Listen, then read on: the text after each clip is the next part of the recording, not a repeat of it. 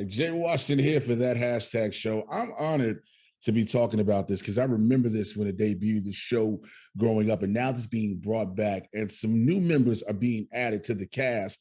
She's a fashionista in herself, and you know her, no stranger. EJ Johnson. EJ, what's happening? Hi. How are you? I'm fabulous. How are you? I see you on the throne this morning. That's what's up. I see you. You better go. You better go get your shoulders out.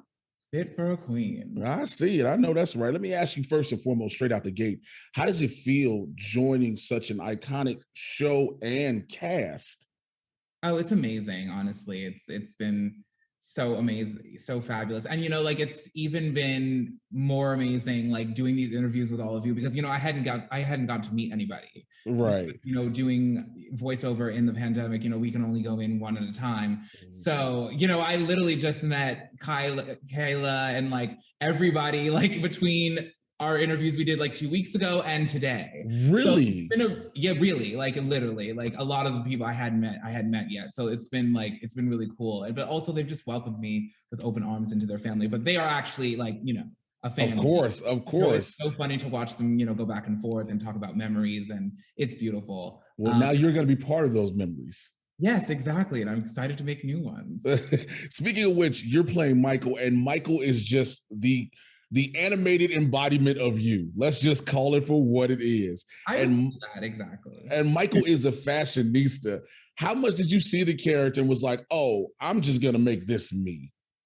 Well, they wanted, when I would talk to the producers, like they wanted that. And I think that, when I went in initially and we were working, when we first did the first round of a couple of episodes, like I was kind of just reading the lines as they gave them to me. Mm-hmm. And then within like the next month when I went back in, like it was definitely just mirrored me way more, and I kind of just my kind of like, sophisticated Dominique Devereaux elegance and wit and the way we delivered the zingers and, all the confidence, like it just like all came together really beautifully. And like, I love the way Michael turned out. Like, I just cannot stop laughing. There's a part in the first episode where Michael is helping Penny change outfits from the Army Navy surplus. Oh my God, I love that. And they are just coming out fab. I was like, when I'm watching them, like, I wonder how much would EJ herself do this if she could just be in the back of a changing room with the sewing machine.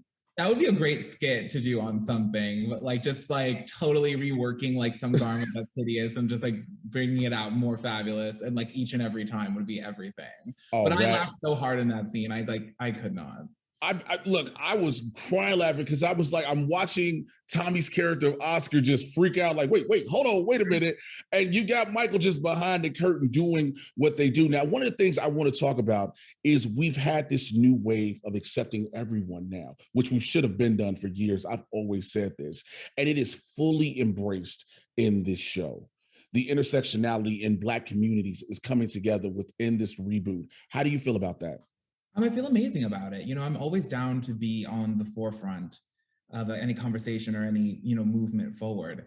And that was just one of the biggest pushes, they told me when I went in for the meeting before we even started working on this. It's like, we really are pushing for this character to be, non-binary. And I was like, in my mind, first I was like, oh, that's fabulous. In my head, I'm like, well, I don't know if Disney's gonna let you do that. But, they really pushed.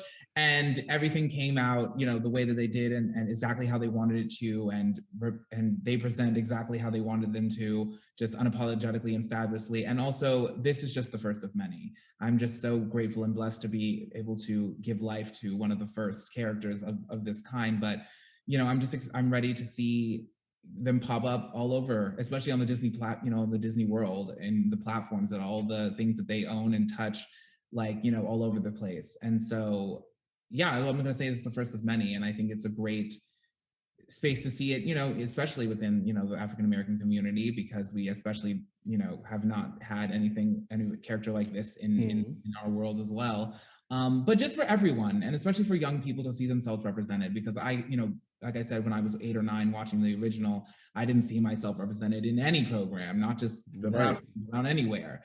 And I love Disney. And, you know, loved playing and pretending to be the Disney villainesses when I was playing dress up, and like didn't think that it was possible for me to go on and do something like that, you know, in a professional standpoint, because it wasn't done. But now I know I can do whatever I want. So it's great to have a character, you know, for this generation, to let them know that they can really do and be whatever they want to be.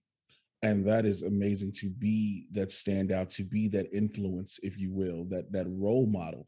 But I know you got a whole bunch more interviews to go, and I know you got a busy day. I just want to say thank you for doing what you're doing. Again, being at the forefront and being a part of this legendary show coming back.